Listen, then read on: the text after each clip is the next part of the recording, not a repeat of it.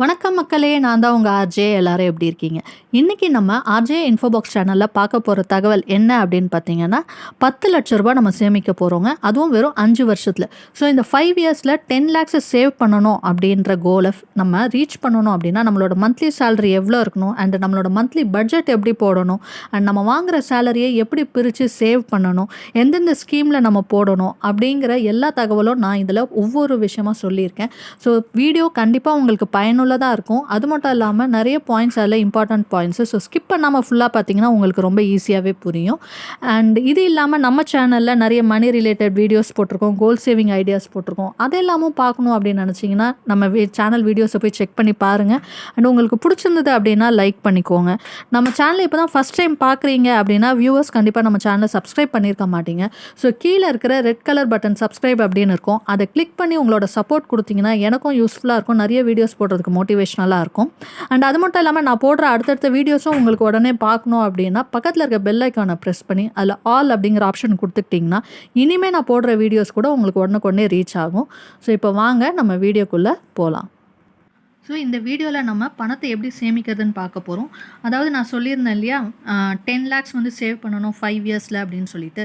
So அது மாதிரி கோலை நீங்கள் ஃபிக்ஸ் பண்ணிக்கோங்க. 5 வருஷத்தில் நான் 10,00,000 சேமிக்கணும் அப்படின்ற கோலை ஃபிக்ஸ் பண்ணிக்கோங்க.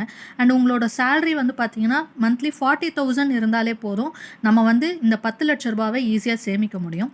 40,000 அப்படிங்கிறது நீங்கள் ஒரு இண்டிவிஜுவலாக இருந்து உங்களோட சம்பளமாக இருந்தாலும் சரி, இல்லை ஹஸ்பண்ட் அண்ட் ஒய்ஃப் 2 பேர் சேர்ந்து 40,000 வாங்கினீங்கன்னா கூட போதும். பட் ஓவராலாக மாதம் 40,000 சம்பளம் இருந்தாலே நம்ம வந்து இந்த கோலை ஈஸியாக அச்சீவ் பண்ணலாம்.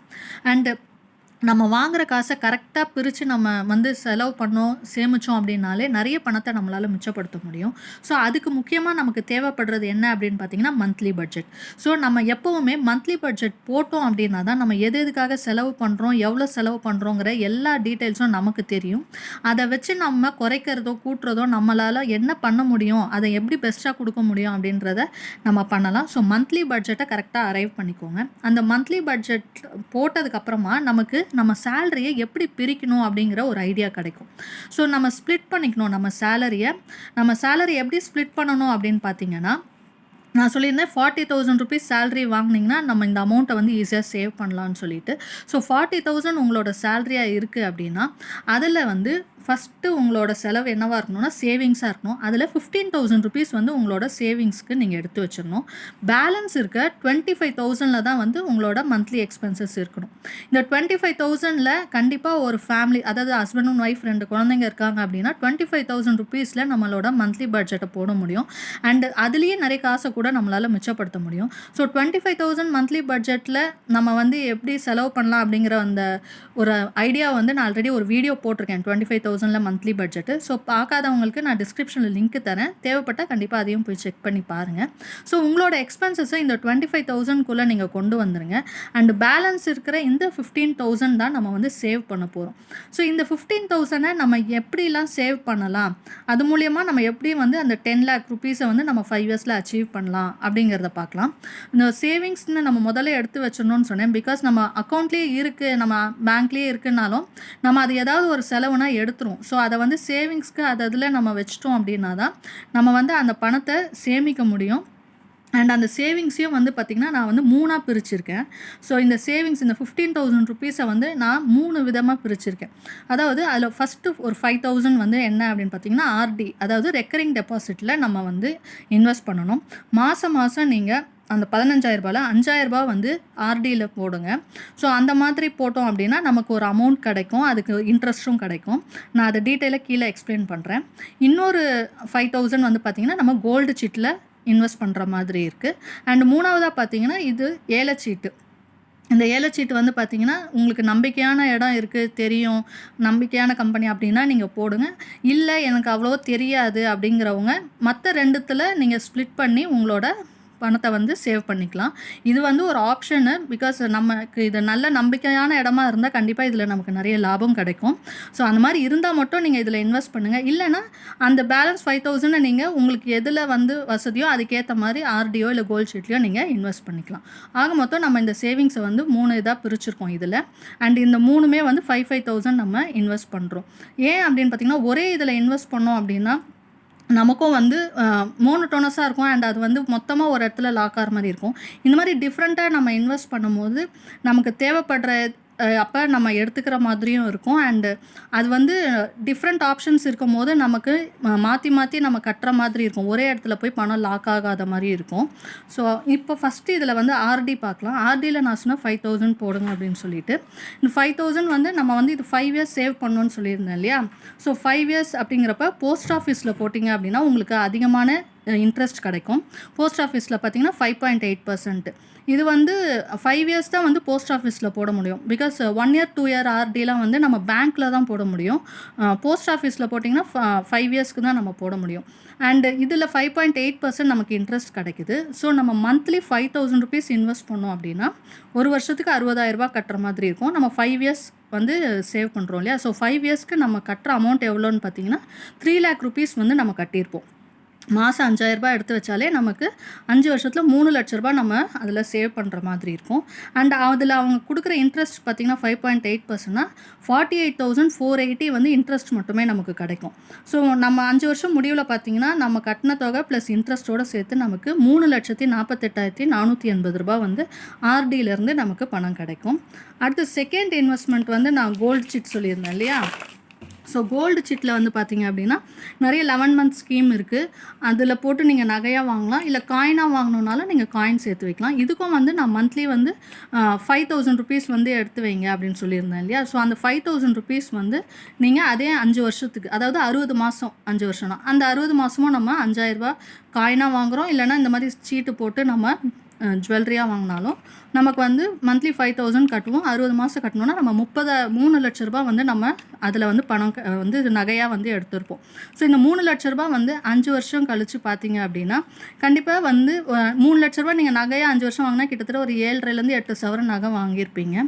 5 வருஷம் முடிவில் பார்த்தீங்கன்னா கண்டிப்பாக அந்த கோல்டோட ரேட்டு ஓரளவுக்கு ஏறி இருக்கும். நான் வந்து மினிமமாக போட்டிருக்கேன், ஒரு 25,000 ரூபாவாவது அந்த வேல்யூலேருந்து 3 லட்ச ரூபாயிலேருந்து ஏறி இருக்கும்ட்டு. கண்டிப்பாக இதோட அதிகமாக தான் இருக்கும். பிகாஸ் நம்ம இப்போ இருக்கிறத விட ஒரு 5 வருஷம் முன்னாடி பார்த்தீங்க அப்படின்னா இப்போ 1 கிராம் 4800 இருக்குன்னா 5 வருஷத்துக்கு முன்னாடி பார்த்தீங்கன்னா 2700 2600 தான் இருந்துச்சு. ஸோ கிட்டத்தட்ட பாதிக்கு மேலே நமக்கு ஏறிடுச்சு, டபுளாக ஏறிடுக்கு. ஸோ அதே மாதிரி அடுத்த ஒரு 5 இயர்ஸில் பார்த்தீங்கன்னா கண்டிப்பாக கோல்டோட ரேட் ஏறும்போது நம்ம சேமிக்கிற நகையோட வேல்யூவும் கண்டிப்பாக ஏறும். நான் இருந்தாலும் கம்மியான அமௌண்ட்டு போட்டே பார்த்தீங்க அப்படின்னா 3 லட்ச ரூபா நம்ம சேமிக்கிறோன்னா 25,000 ரூபாவாவது அதோட வேல்யூ வந்து ஜாஸ்தியாக இருக்கும். ஸோ நம்ம சேமிக்கிற அமௌண்ட் பார்த்திங்கன்னா 3,25,000 அதில் வரும் கோல்டில். அடுத்தது வந்து பார்த்திங்கன்னா சிட்டு சொல்லியிருந்தேன், அதாவது ஏல சீட்டு சொல்லியிருந்தேன். இந்த சீட்டில் வந்து பார்த்திங்கன்னா நீங்கள் நம்பிக்கையான இடம் இருந்தால் போடுங்க, நல்ல லாபம் கிடைக்கும். நான் முன்னாடியே சொன்னேன். இல்லை அப்படின்னா மற்ற 2 ஆப்ஷன்லேயே கூட நீங்கள் ஸ்ப்ளிட் பண்ணி உங்களோட அமௌண்ட்டை வந்து இன்வெஸ்ட் பண்ணலாம். இப்போ வந்து இந்த ஏலச்சீட்டில் போடுறோம் அப்படின்னா 1 லட்ச ரூபாய் சீட்டு இருக்குது. அது வந்து பார்த்திங்கன்னா மாதம் 5000 கட்டுற மாதிரி இருக்கும். 20 மாதம் நம்ம கட்டுற மாதிரி இருக்கும். 20 பேர் இருப்பாங்க. ஸோ 20 மாதம் நம்ம கட்டுற மாதிரி இருக்கும். மாதம் 5000 அப்படின்ட்டு நம்ம கட்டுற மாதிரி இருக்கும். ஸோ 20 மாதம் அப்படிங்கிறப்ப நம்ம 5 வருஷன்றப்ப 60 மாதம் இல்லையா? ஸோ 60 மாதம் அப்படிங்கிறப்ப நம்ம 3 சிட்டு போடலாம். 3 சிட்டு போட்டோம் அப்படின்னா 3 லட்ச ரூபாய் சீட்டு நம்ம கட்டுற மாதிரி இருக்கும். ஸோ இந்த 3 லட்ச ரூபா சீட்டுக்கு வந்து நமக்கு 3 லட்ச ரூபா கிடைக்கும். ஆனால் நம்ம கட்டுற தொகை என்னன்னு பார்த்திங்கன்னா, நான் இப்போ மாதம் 5000 சொல்லியிருந்தேன் இல்லையா? ஏலச்சீட்டை பொறுத்த வரைக்கும் நமக்கு தள்ளு போகும். ஒவ்வொருத்தரும் ஒவ்வொரு மாதமும் ஒவ்வொருத்தரும் எடுப்பாங்க. ஸோ அந்த மாதிரி எடுக்கிறப்ப அந்த தள்ளு போக மீதி பணம் தான் வந்து நம்ம கட்டுற மாதிரி இருக்கும். உங்களுக்கு ஆவரேஜாக பார்த்திங்கன்னா கூட 1 லட்ச ரூபாய் சீட்டுனா நீங்கள் 20 மாதம் 1 லட்ச ரூபா சீட்டில் பார்த்தீங்கன்னா ஒரு 85,000 அப்படி தான் கட்டுற மாதிரி இருக்கும். நீங்கள் கடைசியாக எடுத்திங்கன்னா உங்களுக்கு கண்டிப்பாக அதில் லாபம் இருக்கும். ஸோ நீங்கள் 85,000 அப்படி கட்டினா அது வந்து நான் வந்து மினிமமாக சொல்கிறேன் ப்ராஃபிட்டு. இதை விட அதிகமாக கூட உங்களுக்கு ப்ராஃபிட் கிடைக்கலாம். இருந்தாலும் மினிமமாக பார்த்தீங்கன்னா நீங்கள் ஒரு 85,000 கட்டுறீங்க அப்படின்னா உங்களுக்கு கடைசியில் 1 லட்ச ரூபா வந்து கிடைக்கும். அது மாதிரி நம்ம 20 மாதம் 3 சீட்டு போட முடியும் அந்த 5 வருஷத்தில். ஸோ 5 வருஷத்தில் 3 லட்ச ரூபா நமக்கு வந்து ஏலச்சீட்டு கடைசியாக எடுத்தோன்னா நமக்கு கிடைக்கும். அண்ட் நம்ம கட்டுற பணம்னு பார்த்திங்கன்னா 85,000 அப்படி தான் கட்டியிருக்கோம். ஸோ நமக்கு 45,000 வந்து அதில் லாபம் கிடைக்கும். ஸோ இந்த லாபம் வந்து நமக்கு மாதம் மாதம் நம்ம கட்டுறதவங்க 5000 இருக்காது, கம்மியாகிட்டே இருக்கும் இல்லையா? ஸோ அந்த காசில் கூட நீங்கள் அதாவது அதுதான் வந்து இந்த 45,000. ஸோ இதில் வந்து நீங்கள் எக்ஸ்ட்ராவாக ஏதாவது ஆர்டி போடலாம், இல்லைனா உங்களுக்கு சேவ் பண்ணிவிட்டு மொத்தமாக நீங்கள் நகை வாங்கலாம் அந்த மாதிரி. பட் நம்ம இதில் வந்து கிடைக்கிற ப்ராஃபிட்னு பார்த்திங்கன்னா இந்த 45,000 கிட்ட கிடைக்கும். இதோட அதிகமாகவும் கிடைக்கலாம். ஸோ இது வந்து நான் ஆவரேஜாக போட்டிருக்கேன். ஸோ இந்த மாதிரி போட்டோம் அப்படின்னாலும் நமக்கு 5 வருஷம் முடிவில் பார்த்திங்கன்னா 3,45,000 நமக்கு கிடைக்கும். ஸோ இந்த அமௌண்ட்டு சிட்லேருந்து நமக்கு கிடைக்கிறது. ஸோ ஓவராலாக நம்ம 3 இதில் இன்வெஸ்ட் பண்ணியிருக்கோம். ஸோ டோட்டல் சேவிங்ஸ் எவ்வளோ அப்படின்னு பார்த்திங்கன்னா ஆர்டியில் நம்ம முன்னாடி சொன்ன மாதிரி நம்ம போட்ட காசு ப்ளஸ் இன்ட்ரெஸ்ட் சேர்த்து 3,48,480 ரூபா கிடைக்கும். அண்டு கோல்டு சிட்டில் பார்த்தீங்க அப்படின்னா 3,25,000 ருபீஸ் வர்த் நமக்கு கோல்டு இருக்கும். ஸோ அந்த அமௌண்ட்டு அண்டு சிட்டில் பார்த்தீங்க அப்படின்னா நமக்கு 3,45,000 ருபீஸ் கிடைக்கும். ஸோ இது எல்லாமே சேர்த்தோம் அப்படின்னா நம்மக்கிட்ட இருக்கிற அமௌண்ட் 5 இயர்ஸ் கழிச்சு பார்த்திங்கன்னா 10,18,480. ஸோ நம்ம 5 வருஷம் சேமிக்கிறோம். நம்ம வந்து மாதம் ஒவ்வொரு இதுலேயும் 5,000 ஸ்ப்ளிட் பண்ணி போடுறதுனால நமக்கு ஹெவியாக தெரியாது. அண்ட் அந்த மாதிரி சேர்த்தோன்னா 5 வருஷத்தில் நம்ம 10,18,480 ரூபா ஈஸியாக சேமிக்கலாம். இது வந்து இந்த சேவிங்ஸ்னு நான் எடுத்து வச்சா 15,000 மட்டும்தான். அது இல்லாமல் நான் முன்னாடியே சொன்ன மாதிரி இந்த 25,000 இருக்குது இல்லைங்களா மந்த்லி எக்ஸ்பென்ஸு, இந்த வீடியோ நான் போட்டிருக்கேன். இதுலேயே வந்து உங்களுக்கு மாதம் 4,000 5,000 நம்ம மிச்சப்படுத்த முடியும் அப்படின்னு சொல்லியிருக்கேன். குறைஞ்சது ஒரு 2,000 3,000 மிச்சப்படுத்த முடியும். அந்த மாதிரி இருக்கிற அமௌண்ட்டை கூட நீங்கள் தனியாக ஆர்டி போட்டிங்கன்னா, பேங்க்கில் ஆர்டி போட்டிங்கன்னா உங்கள் பசங்களோட ஸ்கூல் ஃபீஸ் கட்டுறதுக்கு அது கண்டிப்பாக யூஸ்ஃபுல்லாக இருக்கும். ஏன்னா 1 இயர் நீங்கள் போடுறீங்க அப்படின்னா வருஷத்துக்கு ஒரு 30,000 40,000 நம்ம கட்டணுன்னா அது வட்டியோடு வரும். ஸோ வருஷம் ஸ்கூல் ஃபீஸ்க்கு அது வந்து யூஸ்ஃபுல்லாக இருக்கும். ஸோ இதில் வந்து எக்ஸ்ட்ரா சேவிங்ஸ் நீங்கள் கண்டிப்பாக பண்ண முடியும். அதாவது அடிஷ்னல் சேவிங்ஸு, நான் நிறைய சேலஞ்சஸ்லாம் போட்டிருக்கேன். அது எல்லாமே நீங்கள் இந்த எக்ஸ்பென்சஸில் குறைச்சிட்டு அதில் சேவ் பண்ணிங்கன்னா உங்களுக்கு எக்ஸ்ட்ராவாக இன்னும் நிறைய அமௌண்ட் வந்து சேவ் பண்ண முடியும். ஸோ ஈஸியாக இப்போ பார்த்தீங்க அப்படின்னா 5 வருஷத்தில் 10 லட்ச ரூபா சேமிக்க முடியும் அப்படிங்கிற கான்ஃபிடன்ஸ் உங்களுக்கு வந்திருக்கும்னு நினைக்கிறேன். அதுவும் மந்த்லி சேலரி ஜஸ்ட் 40,000 ருபீஸில். ஸோ இதோட அதிகமாக நீங்கள் ஏர்ன் பண்ணியிருந்தீங்க அப்படின்னா இன்னும் அதிகமாகவே சேமிக்கலாம். இதோட குறைவாக சம்பளம் வாங்குகிறேன் அப்படின்னு சொல்கிறவங்க நீங்கள் முடிஞ்ச அளவுக்கு உங்களோட அமௌண்ட்டை வந்து குறைச்சி, இப்போ நான் 5,000 இருக்கிறத நீங்கள் ஒரு 4,000 கூட சேமித்து வைக்கலாம். பட் ஏதாவது ஒரு அமௌண்ட்டை இந்த மாதிரி சேமிச்சிங்கன்னா நீங்களும் ஒரு 5 இயர்ஸில் பார்த்தீங்கன்னா பல்காக ஒரு அமௌண்ட்டை சேவ் பண்ண முடியும். ஸோ இந்த பதிவு கண்டிப்பாக உங்களுக்கு பிடிச்சிருக்கும் அப்படின்னு நினைக்கிறேன். பிடிச்சிருந்தா லைக் பண்ணிக்கோங்க. உங்கள் ஃப்ரெண்ட்ஸ் அண்ட் ஃபேமிலிக்கும் தேவைப்படும்னு நினச்சிங்கன்னா அவங்களுக்கும் ஷேர் பண்ணுங்கள். அண்ட் இது வரைக்கும் நம்ம சேனலை சப்ஸ்கிரைப் பண்ணாதவங்க சப்ஸ்கிரைப் பண்ணிவிட்டு பக்கத்தில் இருக்க பெல் ஐக்கானும் ப்ரெஸ் பண்ணிக்கோங்க. அப்போ தான் இனிமேல் நான் போடுற வீடியோஸ் எல்லாம் உங்களுக்கு நோட்டிஃபிகேஷனில் வரும். இப்போ இன்னொரு நல்ல பயனுள்ள தகவலோடு உங்களை சந்திக்கிறேன். அதுவரை உங்களிடமிருந்து விடைபெறுவது உங்கள் ஆர்ஜே. நன்றி, வணக்கம்.